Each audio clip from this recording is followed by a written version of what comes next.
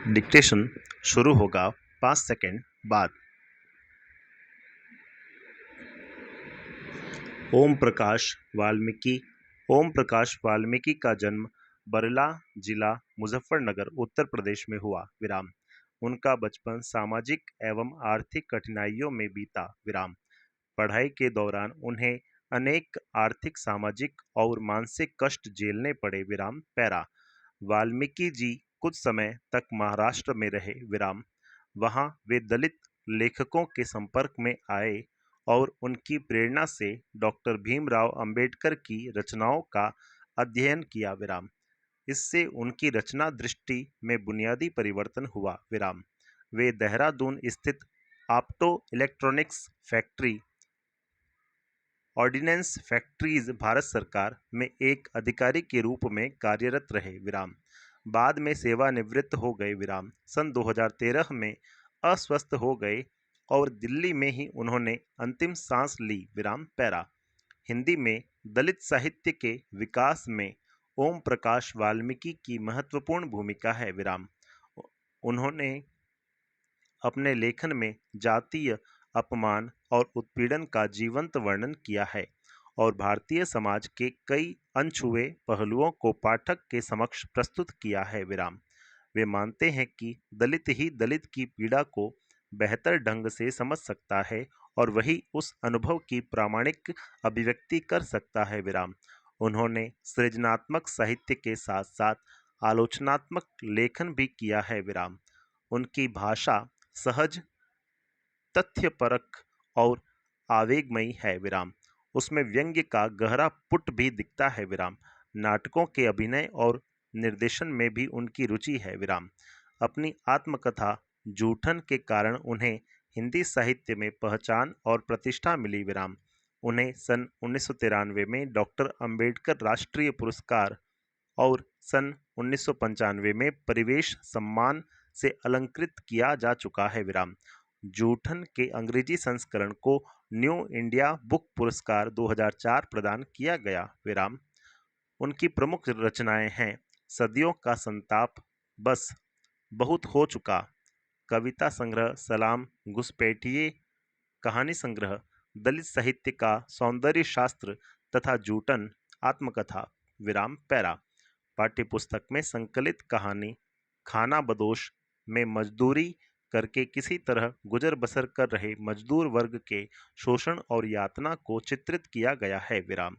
मजदूर वर्ग यदि ईमानदारी से मेहनत मजदूरी करके इज्जत के साथ जीवन जीना चाहता है तो सूबे सिंह जैसे समृद्ध और ताकतवर लोग उन्हें जीने नहीं देते। कहानी इस बात की ओर भी संकेत करती है कि मजदूर वर्ग हमारे समाज की जातिवादी मानसिकता से नहीं उबर पाया है। कहानी में वास्तविकता उत्पन्न करने में इसके स्थानीय संवाद सहायक बने हैं। सुकिया के हाथ की पथी कच्ची ईंटें पकने के लिए भट्टे में लगाई जा रही थी। भट्टे के गलियारे में झरोकेदार कच्ची ईंटों की दीवार देखकर सुकिया आत्मिक सुख से भर गया था। देखते ही देखते हजारों ईंटें भट्टे के गलियारे में समा गई थी। ईंटों के बीच खाली जगह में पत्थर का कोयला, लकड़ी, बुरादा, गन्ने की बाली भर दिए गए थे। असगर ठेकेदार ने अपनी निगरानी में हर चीज तरतीब से लगवाई थी। आग लगाने से पहले भट्टा मालिक मुख्तार सिंह ने एक एक चीज का मुआयना किया था। 24 घंटे की ड्यूटी पर मजदूरों को लगाया गया था जो मोरियों से भट्टे में कोयला, बुरादा आदि डाल रहे थे। भट्टे का सबसे खतरे वाला काम था मोरी पर काम करना। थोड़ी सी असावधानी भी मौत का कारण बन सकती थी। भट्टे की चिमनी धुआं उगलने लगी थी। यहाँ धुआं मीलों दूर से दिखाई पड़ जाता था। हरे भरे खेतों के बीच गहरे मटमैले रंग का यह भट्टा एक धब्बे जैसा दिखाई पड़ता था। मानो और सुकिया महीना भर पहले ही इस भट्टे पर आए थे दिहाड़ी मजदूर बनकर। हफ्ते भर का काम देखकर असगर ठेकेदार ने सुकिया से कहा था कि सांचा ले लो और ईंट पाथने का काम शुरू करो विराम। 1000 ईंट के रेट से अपनी मजदूरी लो विराम। भट्टे पर लगभग 30 मजदूर थे जो वही काम करते थे विराम। भट्टा मालिक मुख्तार सिंह और असगर ठेकेदार सांझ होते ही शहर लौट जाते थे विराम। शहर से दूर दिन भर की गहमा गहमी के बाद यह भट्टा अंधेरे की गोद में समा जाता था विराम पैरा। एक कतार में बनी छोटी छोटी झोंपड़ियों में टिमटिमाती ढिबरियां भी इस अंधेरे से लड़ नहीं पाती थीं विराम। दड़ बेनुमा झोपड़ियों में झुककर घुसना पड़ता था विराम। झुके झुके ही बाहर आना होता था विराम। भट्टे का काम खत्म होते ही औरतें चूल्हा चौका संभाल लेती थीं विराम। कहने भर के लिए चूल्हा चौका था विराम। ईंटों को जोड़कर बनाए चूल्हे में जलती लकड़ियों की चिटपिट जैसे मन में पसरी दुश्चिंताओं और तकलीफों की प्रतिध्वनियां थी।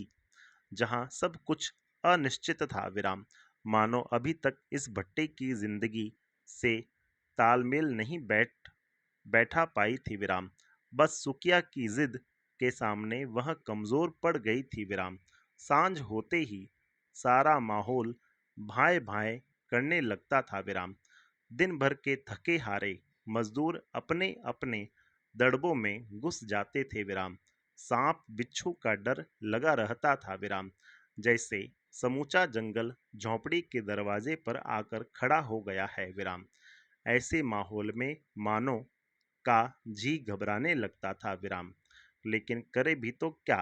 न जाने कितनी बार सुकिया से कहा था मानो ने, अपने देश की सूखी रोटी भी परदेश के पकवानों से अच्छी होती है विराम पैरा।